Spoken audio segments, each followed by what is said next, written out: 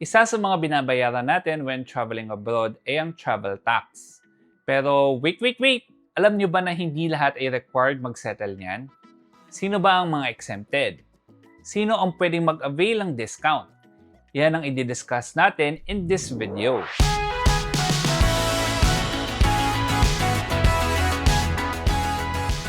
Hey there, poor traveler! I'm Vince.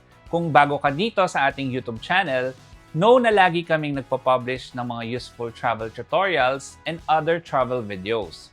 So kung di ka pa nakasubscribe, take this time para i-click ang subscribe button and pati na rin ang bell icon sa tabi and select all para lagi kang updated whenever may new episodes tayo. Kung sa Facebook ka naman nanonood, you can show your support by liking and following this page kasi malapit na tayong mag 1 million followers.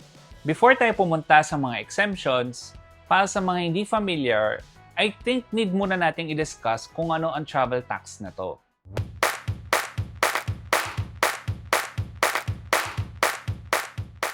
Ang travel tax ay levy or buwis na ini-impose ng gobyerno ng Pilipinas sa mga biyahero na lalabas ng bansa.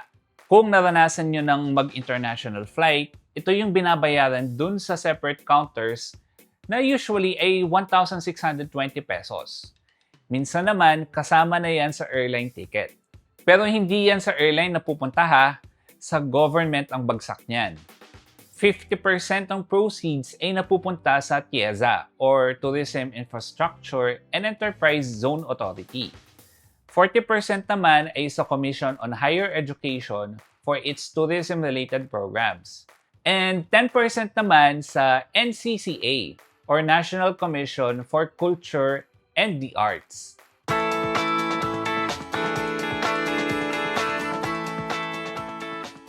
In most cases, the travel tax costs 1,620 pesos. I say most cases kasi may mga cases na mas mataas or mas mababa. Depende sa class na binook mo or kung eligible ka sa discounts. Pero eto, tignan nyo tong table na to. Makikita nyo ang full travel tax for economy class ay 1,620 pesos. Pero kung first class passenger ka, 2,700 pesos naman yan. Ano naman tong mga reduced travel tax na nasa table? Meron kasing mga types ng passengers na eligible na mas mababa ang babayaran na travel tax. So parang discounted yung travel tax nila, kaya reduce. Sino-sino ba ang mga yan? Mamaya, iisa-isayin natin yan. Pero bago yun, explain ko muna kung paano ba yan binabayaran.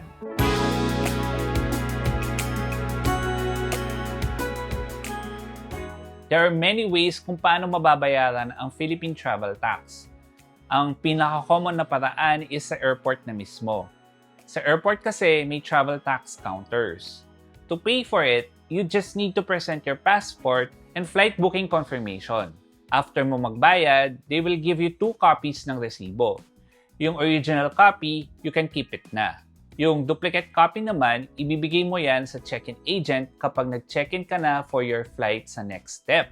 Yan yung mas common na way. Pero before nyo gawin yan, i-check nyo muna kung included na siya sa binayaran nyo when you book your flight. May mga airlines kasi, usually yung mga social na legacy airlines na by default, kasama na yan sa babayaran kapag nag-book ka ng ticket. Sa ganyang case, di mo na need magbayad sa airport kasi paid mo na siya when you book your flight. Pero most of the time, lalo na kapag low-cost carrier, hindi pa yan kasama talaga. Usually, bibigyan ka ng choice ng airline kung gusto mo nang isamang bayaran o hindi.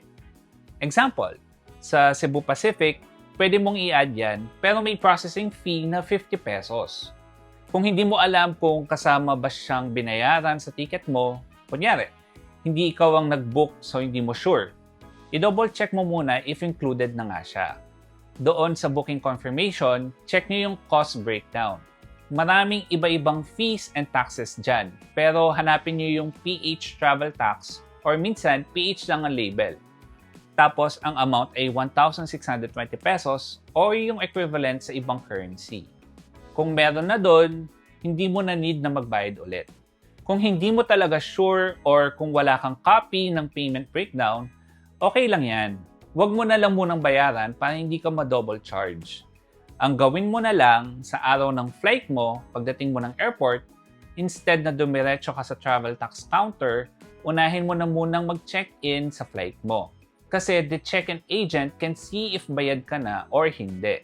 Sasabihin niya yun sa'yo. Kung bayad ka na, iaabot niya lang sa'yo yung boarding pass mo and pwede ka na mag-proceed sa immigration area. Pero kung makita niyang hindi ka pabayad, hindi niya ibibigay sa'yo ang boarding pass mo. Sasabihin lang sa'yo ni agent na, ma'am or sir, pakisettle nyo na lang po muna yung travel tax tapos balikan nyo na lang po sa akin yung boarding pass. Don't worry, hindi mo naman kailangan bumalik sa dulo ng pila ulit kapag ganyan. After mo magbayad, bumalik ka na lang sa agent na nag-check-in sa'yo. Diretso na sa counter niya and iabot mo lang yung resibo tapos iabot niya lang din sa'yo ang boarding pass mo. Pwede ka rin magbayad in advance.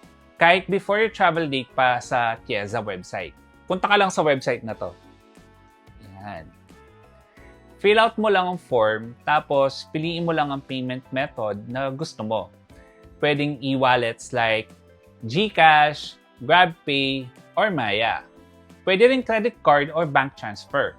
And pwede rin over-the-counter sa mga accredited merchants nila like 7-Eleven, MoneyGram, Cebuana Lhuillier, Western Union, and kahit sa SM Store. Pero again, may processing fee na 50 pesos. Tapos kapag credit card and GrabPay, may additional fee pa na 1.4% ng total amount. Sayang din yung 50 pesos, so ako talaga mas preferred ko na sa airport na lang. Usually naman ay maigsi lang ang pila, so okay lang. Isa pa, mas okay din na doon na lang sa airport counter lalo na kung magpa-file ka ng discount. Yes, hindi lahat ay need bayaran ng buo yung travel tax. May mga eligible sa discount. Pero sino-sino ba ang mga yan?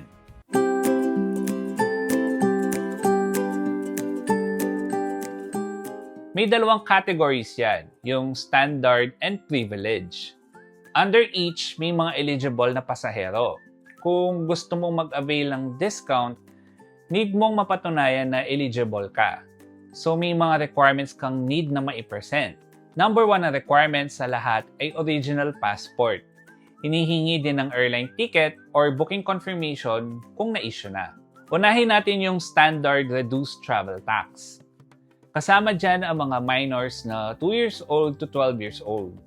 Kung hindi available yung original passport, pwede ang photocopy ng passport bio page plus original birth certificate. So makikita nyo sa table na to, yung nasa right column, yan yung list of requirements. Eligible din ang mga accredited journalists on assignment. Bukod sa passport and booking, need magpakita ng certificate from the Office of the Press Secretary and certificate from their editor or station manager. Discounted din ang anyone na authorized by Philippine President for reasons of national interest. Sino naman ang pasok sa Privilege Reduced Travel Tax? Pwede naman dyan ang asawa ng isang OFW and yung mga unmarried na anak na below 21 years old. Kung anak, kahit legitimate or illegitimate anak yan, pasok yan. Pero kung asawa, dapat yung legit na asawa lang. Pero need maipakita ang original na OEC or Overseas Employment Certificate or Certified True Copy of Balik Manggagawa Form ni OFW. Kung seafarer naman, kailangan ng certification from the manning agency. Discounted din ang mga anak ng OFW na PWD kahit palagpas 21 years old na. Pero in addition sa mga binanggit ko na kanina, need ng original PWD ID card. So kung pasok ka sa kahit alin dyan, pwede kang mag-avail ng mas mababang travel tax. Pag standard na discount, kalahati na lang ang babayaran. From 1,620 pesos, 810 na lang. Pero mas malaki yung sa privilege discount, 300 pesos na lang. So malaking tipid yan lalo na if maraming eligible sa family nyo. Pero paano ba mag-avail yan? Kung hindi ka pa nakakabook ng flight, you can file online. Punta ka lang sa website na to. And may malit na link doon na kapag clinic mo, dadaling ka sa isang Google form. Tapos i-fill out mo lang yon. Yun yung first step. Kung may ticket ka naman na, pwede kang sa TIEZA Travel Tax Office mag-file or kahit sa airport travel tax counter na mismo. Si Yosh, yung kasama ko dito sa channel, yung sister niya is OFW dati. And lagi niyang sinasamahan yung pamangkin niya dati na dumalaw sa sister niya abroad. And diretso na niya inaayos sa airport yung discount ng pamangkin niya. So, ang alam ko talaga, pwede yon.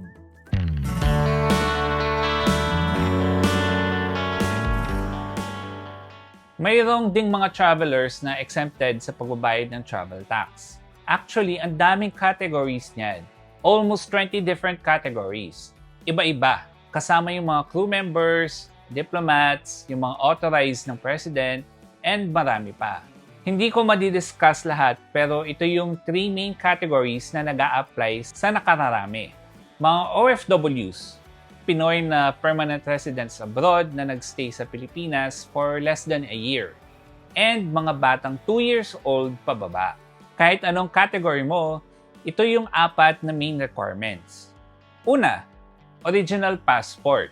2x2 ID picture, syempre dapat taken within the last 6 months. Identification page of passport. Airline ticket or flight booking. Para sa mga bata na 2 years old pababa, okay na yung 4 na yan na requirements. Unless hindi available yung original passport, then need din ng original birth certificate.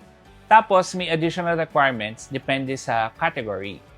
So for example, for OFWs na hired through POEA, kailangan ng OEC, which serves as exemption certificate. Kung OFW ka naman na hired directly abroad, ang document na need ay Certificate of Employment issued by the Philippine Embassy or Consulate. Or pwede rin yung employment contract, basta authenticated by the embassy. Kung Pinoy ka naman na permanent resident abroad and less than 1 year yung stay mo sa Pilipinas, kailangan mo lang ng proof of last arrival in the Philippines, proof of permanent residence doon sa bansa kung saan ka nakatira na talaga, like green card. And kung yung country of residence ay hindi nag-grant ng permanent residency, then pwede ang Certificate of Residence issued by the Philippine Embassy or Consulate. I-prepare nyo lang yung mga documents na yan para makalibre ng travel tax. If gusto nyo makita yung full list ng mga exempted, ilagay na lang namin sa description or pinned comment yung link.